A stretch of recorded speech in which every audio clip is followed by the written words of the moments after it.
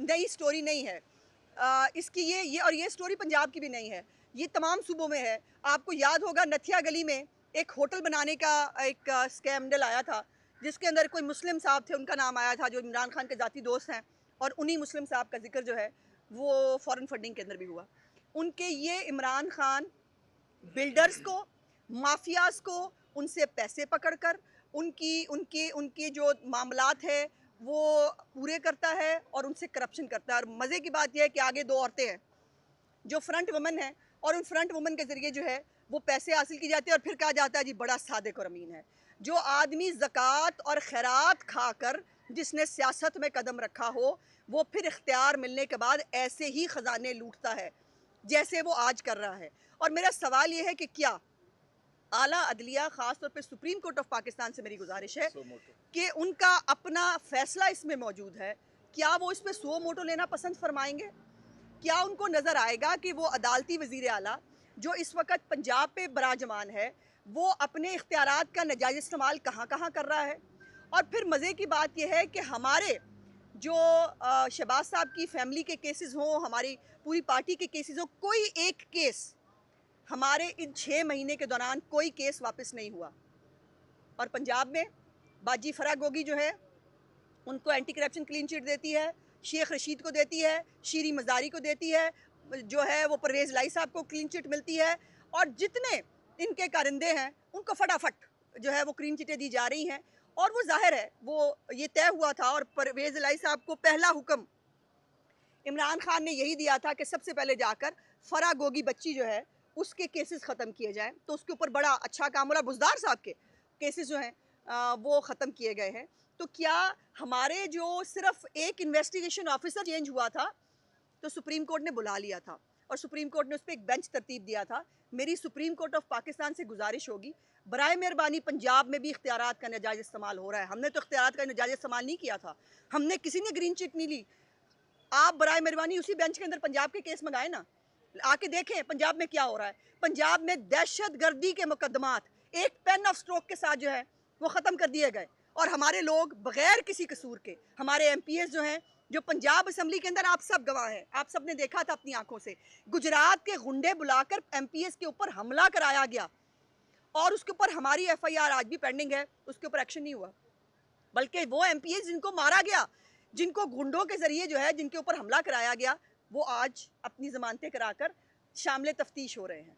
और जो ये स्पीकर के इलेक्शन के अंदर जो तमाशा किया, जो सीक्रेसी का आपने जो है वो एक उसकी खिलाफ वर्जी की गई, उसके ऊपर एहतजाज के ऊपर किया हुआ कि हमारे मेंबर्स को हाउस से निकाल दिया गया। ये है वो, पता नहीं कौन लोग कहते हैं कि परवेज़ इलाही बड़ा कोई रवादार थे, बड़ा ख़ानदानी है, पता नहीं उनको क्या-क्या थे। माफ़ कीजिएगा, मैंने 2002 में भी देखा था उनको, मैं आज भी देख रही हूँ।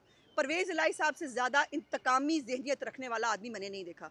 परवेज़ इलाही से ज़्यादा जो है वो अपने इख्तियारात का नाजायज़ इस्तेमाल करने वाला शख्स मैंने आज तक नहीं देखा। और ये पंजाब असम्बली बिल्कुल रिडंडेंट हो चुकी है।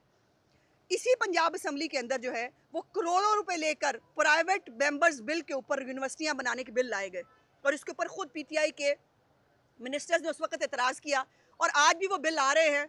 तो वो ज़ाहिर है वो मेरे ख्याल आप कहते हैं कि जो पैसे पहले पेंडिंग लिए हुए हों वो फिर काम तो फिर मेरे ख्याल मलिक साहब पूरा करना पड़ता है ना, जो पैसे पकड़े होते हैं। तो वो काम आज भी जारी है, वो आज भी चल रहा है। और ये रूडा के ऊपर जो है ये मरगूब साहब ने और बाकी एमपीएस जो अपोजिशन के एमपीएस हैं, उन्होंने इसके ऊपर बात भी की हाउस के अंदर, एहतजाज भी किया। और आलम ये था कि इस बात को सुनने वाला, इसको रजिस्टर करने वाला, और मुझे मीडिया से भी थोड़ी सी माजरत के साथ मुझे आपसे भी गिला है कि इतने बड़े इशू के ऊपर, जो पंजाब एक ज़रई सूबा है, जो लाहौर एक इतना बड़ा कीमती ज़मीनें हैं जहाँ पर, वहाँ पर पंजाब हुकूमत जो है वो कब्ज़ागिरी कर रही है, वो कब्ज़ा माफिया जो है वो बन के ज़मीनों पे कब्ज़े कर रही है। मीडिया की भी तवज्जो इस तरफ नहीं जा सकी। सो मेरी गुजारिश आज सुप्रीम कोर्ट ऑफ पाकिस्तान से भी है कि बराए मेहरबानी इख्तियारात का नाजायज़ इस्तेमाल जो पंजाब में हो रहा है उसके ऊपर आंखें खोलिए। मेरी गुजारिश जो है वो बाकी मीडिया के हवाले से भी है कि पंजाब में बहुत सारे इश्यूज़ हैं जो नज़रअंदाज हो रहे हैं। कोई क्यों नहीं पूछता? परवेज़ इलाही साहब को कभी पकड़ के आप लोगों ने क्यों नहीं पूछा कि परवेज़ इलाही साहब अब लाहौर में क्या कर रहे हैं?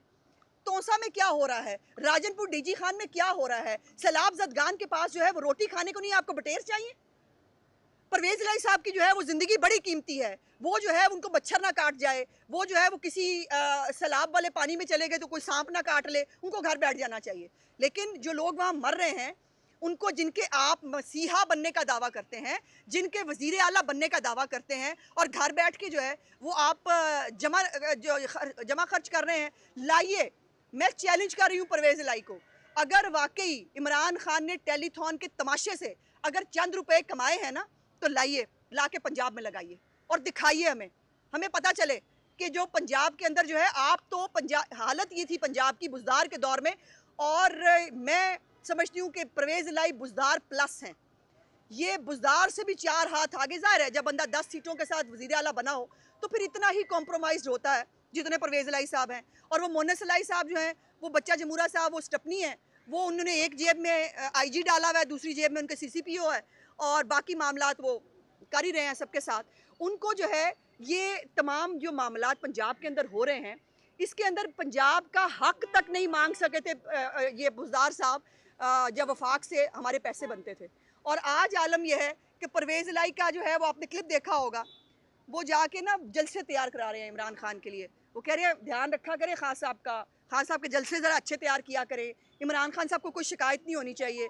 शर्म आती है कि ऐसा वज़ीर आला जिसको पंजाब की आवाम की फ़िक्र नहीं है, उसको पंजाब के अवाम के मसाइल की फ़िक्र नहीं है, उसको ये फ़िक्र है कि इमरान खान को खुश रखना है और उसको खुश रहना चाहिए। अच्छा, उस्मा ये बताइएगा कि उस्मा अभी मोहन्नस सैनी ने मीडिया से गुफ्तगू की है और भाई बारी-बारी कर ले, बारी-बारी कर मोहन्नस सैनी ने ले। मीडिया से गुफ्तगू की है और मोहन्नस सैनी ये कहा है कि पंजाब में कोई तब्दीली नहीं आ रही और सारी नून लीग जो है वो खिसक चुकी है। ये भी मोहन्नस सैनी ने मीडिया से गुफ्तगू चले, मोहन्नस इलाही साहब का दिमाग खिसक गया है, मैं तो इतना कहना चाहती हूँ। पर वे आप, मुझे समझ नहीं आती है, आप मोहन्नस इलाही से पूछते क्यों नहीं? हू इज़ ही? वो कौन है? ये क्या एक के साथ एक फ्री मिले, अब्बा जी के साथ बेटा फ्री है? परवेज़ इलाही सीएम है ना। मोहन्नस इलाही के पास कौन सी अथॉरिटी है, कौन सी एग्जेक्टिव अथॉरिटी है? वो फैसले भी कर रहा है, वो मीटिंग्स के अंदर भी बैठता है, वो जो है वो पैसे भी पकड़ता है, वो सब कुछ करता है। उसके पास ये अथॉरिटी किसने दी है? और वो पंजाब के मामलात के बारे में बात करने वाला कौन है? सो ही इज़ नोबडी। और उसको जो है पंजाब के मामलात पे बात करने से पहले जी मियाँ साहब भी थोड़ी बात कर, रूडा के हवाले से 1 मिनट बात कर लेने दें, एक बात कर पॉइंट लेने मैं भी इसमें इजाफा कर दूं, बड़ी तफसीलन बात हुई है। देखिए, इसका बड़ा दिलचस्प पहलू ये है कि ये ज़मीन जो इन्होंने सो कॉल्ड एक्वायर की है, इसकी 2 कैटेगरी बनाई है। एक 2 लाख रुपए फी एकड़ लाहौर और फरोजवाला सिटी के अंदर, दूसरी 7,75,000 रुपए फी एकड़। इसको अगर मरले में कन्वर्ट करें तो ये 1,040 रुपये मरला बनता है और 4,100 रुपये मरला बनता है। मैं ये पूछना चाहता हूँ कि ये जिस तरह से डाकाजनी करके, ये लूट मार करके, ये लोगों की आबाओ-अजदाद की ज़मीनें छीन के उनकी कब्रों के ऊपर अपने महल्लात खड़ा करना चाह रहे हैं, इस पूरे प्रोजेक्ट का आज तक इन्होंने ये कभी बयान नहीं किया कि ये प्रोजेक्ट जो है, इसके नतीजे में जो हम प्लॉट बनाएंगे, जो हाउसिंग सोसाइटी बनाएंगे, वो हम लोगों को किस कीमत पर देंगे। हकायक ये हैं कि अगर 1,040 रुपये मरला लेते हैं या 4,100 रुपये मरला में ख़रीदते हैं, आप ज़बरदस्ती स्नेच करते हैं, तो फिर उसका रिवार्ड फिर कौम की तरफ मुंतकिल करने का भी कोई प्लान बता दें। अगर आपके पास कोई प्लान नहीं है, हकीकत ये है कि ये इन्वेस्टरों का और हाउसिंग सोसाइटियों के मालकान का, डेवलपर्स को नवाजने का और उनके ज़रिए किक बैक्स लेने का ये एक बहुत बड़ा मंसूबा है, जिसमें खरबों रुपए का किक बैक है। और ये खरबों रुपए का किक बैक जो है, आज मुझे कहना है कि ये सीएम साहब ने ये जो गैर कानूनी इनकी छतरी तले इन्होंने ऑर्डर दे के ये इंतकालात जो हैं मुंतकिल करवाए हैं और ये ज़मीनों पे कब्जे कर रहे हैं, इसके अंदर भी इनके जो हैं आज खरबों रुपए के किक बैक्स इन्होंने लेके दिन रात वो पैसे पूरे करने के लिए ये सारा चक्कर चला रहे हैं।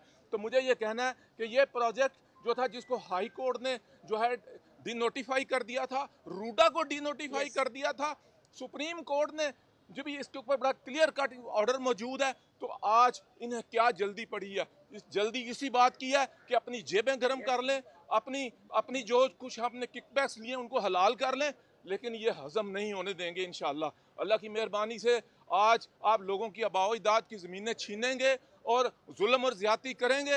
ये जुल्म और ज़्यादती ज़्यादा देर नहीं चलेगा। अल्लाह की लाठी बड़ी बेआवाज़ है, कानून कुदरत हरकत में आएगा और इंशाल्लाह ये सब कुछ जो है इनके इनकी जेबों से इंशाल्लाह निकलेगा और ये कौम देखेगी। पूछ रहे हैं। आपने कहा है कि ये इमरान खान का मंसूबा है और वो कब्जा ग्रुप है, और ये मेरे इल्म के मुताबिक ये तो अयूब खान का मंसूबा है। अयूब खान ने 2 नए शहर आबाद करने थे, उसमें एक रावी अर्बन डेवलपमेंट था, एक इस्लामाबाद था।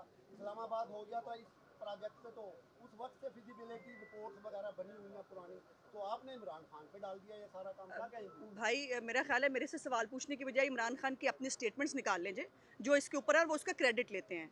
वो कहते हैं कि मैं ये बनाने जा रहा हूँ, मैं ये करने जा रहा हूँ। तो इमरान खान भी मिनी यूब ही है, मतलब वो आपको यूब खान से डिफरेंट लगता है? मुझे तो वो छोटा यूब खान लगता है, तो एक ही बात है। अच्छा मैडम, ये बताइएगा इस वक्त जो खबरें सरगर्म हैं पंजाब हुकूमत की तब्दीली की, ये वाकई आपने कोई होमवर्क मुकम्मल कर लिया है, बंदों का ज़मीर जगाया है, या उनको नोटों की चकाचौंध दिखाई है जो इस बार दोबारा आपके साथ आ जाएंगे? क्योंकि अब तो आपकी अक्सरियत नहीं रही, अक्सरियत तो वज़ीर आला के पास है, किस तरह आप उसको हटाएंगे? प्यारे भाई, अक्सरियत 2 वोटों की है, ये भी आपको जो है पता होना चाहिए। तो 2 वोटों की अक्सरियत के ऊपर जो अदालती हुक्म से जो है वो वज़ीर आला बने हुए हैं परवेज़ इलाही साहब। सो अभी हमारी एक रिव्यू भी पेंडिंग है सुप्रीम कोर्ट के अंदर, जिसके अंदर हमने पूछा है कि एक ही ख़त जो है वो एक चेयरमैन इमरान खान की तरफ से आए तो वो जो है वो बड़ी कोई मुक़द्दस चीज़ होती है, और अगर चौधरी शुजात साहब ख़त लिखें तो उसको डस्टबिन में डाल देना चाहिए। ये कानून में कैसे होता है? लेकिन हम इतने खुशकिस्मत नहीं हैं कि हमारी पिटीशन शाम को लगे और सुबह उस पर फैसला हो जाए। तो हम इंतज़ार कर रहे हैं कि जी हमारे लिए भी इंसाफ के दरवाजे खुलेंगे, और मेरी पार्टी ने अभी तक कोई ऑफिशियल अनाउंसमेंट नहीं की है इसके हवाले से। इनके अपने लोग, जिनको 70 लोगों को इन्होंने वजारतें देने का वादा किया था, जो क्यू लीग के सारे लोग जो हैं जिनको वज़ीर बनना था, उनको परवेज़ इलाही को वज़ीर बना के बाकियों को डस्टबिन में डाल दिया गया है। भाई तो इनकी आपस की लड़ाई है, हम तो पॉपकॉर्न खा रहे हैं और तमाशा देख रहे हैं। अच्छा उस्मान साहब, ये बताइएगा कि लाहौर की लॉ एंड ऑर्डर की सूरत बड़ी खराब है। 4000 बाइक एक माह में चोरी हुई हैं, 200 कारें, 50 से ज़ायद वारदातें हैं। सीसीपी लाहौर में क्या कर रहे हैं? देखिए, जब पंजाब का डाकू जो है वज़ीर आला हो, तो छोटे छोटे चोर जो है वो भी अपने आप को छोटे छोटे वज़ीर आला तो समझेंगे ही ना। तो इसलिए जब डाकू ऊपर हो तो छोटे छोटे वज़ीर आला नीचे बन जाते हैं, तो वो बने हुए हैं आजकल। और जैसे मैंने पहले भी कहा था कि मोहन सलाई की एक जेब में आईजी है, दूसरी जेब में जो है सीसीपीओ है। और ये भी बड़ी मज़े की बात यह है कि मोहन सलाई गाड़ी चलाते हैं आईजी पंजाब को साथ बिठा के एक जलसे में जाने के लिए। वहाँ पर कोई इख्तियारात का इस्तेमाल नहीं होता, किसी को कुछ नज़र नहीं आता, सब अंधे हो जाते हैं, और किसी को फ़र्क नहीं पड़ता कि एक आईजी जो है वो एक बंदे के साथ फ्रंट सीट पे बैठ के एक जलसे को अटेंड करने जा रहा है, सियासी जलसे को। तो ये बातें, ये सब रिकॉर्ड पे मौजूद है। सो वो निकलेंगे आईजी साहब जेब में से, और सीसीपीओ साहब जो है वो मोहन सलाई की चाकरी से बाहर निकलेंगे तो नजर आएगा ना बाकी पंजाब के अवाम के, लाहौर के क्या मसाइल हैं। 10 दिन से जायद हो गए हमजा शहबाज को लाहौर में आए हुए। जी। सैलाब से मुतासरा इलाकों का दौरा हमजा शहबाज कब करें? देखिए, उनकी बेटी की तबीयत नासाज है और बहुत सारी डिटेल्स हैं जो मैं नहीं देना चाहती, क्योंकि ये फैमिली की एक अपनी प्रोग्रेटिव है कि वो बात को कितना बताना चाहते हैं। बहरहाल उनकी बेटी, अल्लाह मियाँ उसको ज़िंदगी जो है वो अता फरमाए, वो उसकी तबीयत अच्छी नहीं है, वो इसलिए। और बाप होता है, अभी बाप हैं। 20 साल बाद वो बच्ची अल्लाह ताला ने हमजा साहब को दी थी, तो वो थोड़े फैमिली क्राइसिस में है। लेकिन हमजा साहब नहीं हैं, उनके नुमाइंदे हर जगह मौजूद हैं। हमारी आपको पीटीआई कहीं नज़र नहीं आएगी, मेरी पार्टी आपको हर जगह नज़र आई। और फिर शहबाज साहब खुद जो है वो इस पूरे सैलाब के मामलात को देख रहे हैं। आज भी वो सैलाब ज़दगान के साथ थे, वो रोज़ सैलाब ज़दगान के साथ होते हैं। सो इसलिए मैं समझती हूँ कि हमें ज़ाती अगर प्रॉब्लम हो कोई हो तो उसको थोड़ा मार्जिन दे देना चाहिए। इतना बड़ा सुबह बगैर का जो प्रोजेक्ट है, चले इस वक्त तो इमरान खान ने जी। ये किक ऑफ किया है, जी लेकिन मियां नवाज शरीफ साहब इस प्रोजेक्ट के बहुत बड़े हामी रहे हैं। जी न्यू लाहौर सिटी जी, ठीक कह रहे हैं। और इसी सड़क पर आबाद कर रहे हैं। जी ठीक, इसी सड़क पर। जी ठीक कह रहे हैं। क्या अगर इमरान खान करे तो हराम है और मियां साहब करे तो हलाल? नहीं, अगर इमरान खान ज़मीनों पे कब्ज़े करे तो वो हराम है।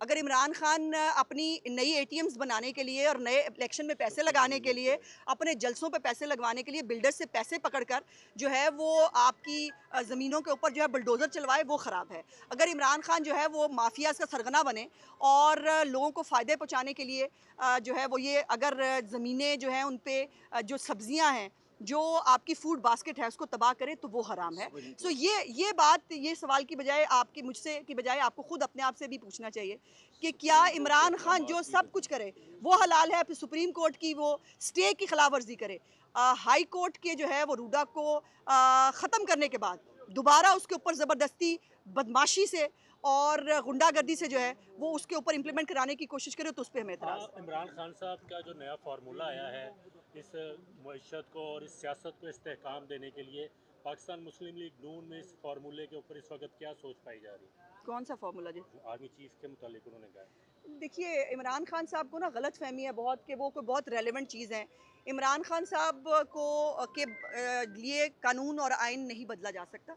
आइन और कानून के तहत जो तरीक़ाकार है उसको अडॉप्ट किया जाएगा। इमरान खान साहब जो है, ही इज़ नोबडी।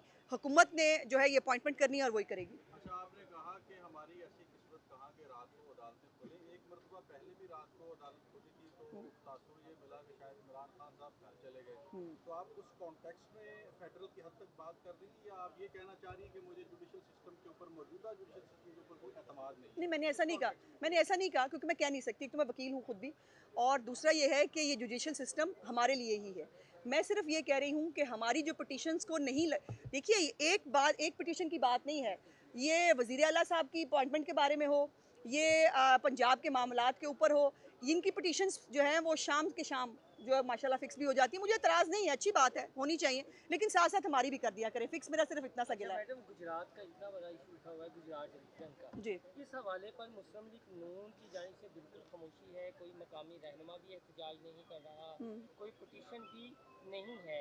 तो क्या ये समझा जाए कि कुछ मामला ऐसे होते हैं कि जिसमें परवेज़ भाई का साथ देना ज़रूरी हो जाता है? पंजाब असम्बली में माजी में देखा, आप एक बार सीखबाग भी हो गई थी, नाराज़ ना होइएगा, वो हमने अपनी आंखों से देखा कि जब इनके खिलाफ तहरीक अदम एतमाद आई तो जिन्होंने जमा करवाई थी वो ही ऐवान में ना पहुंच पाए, तो आप गुस्से में आग बगोला हो गई थी।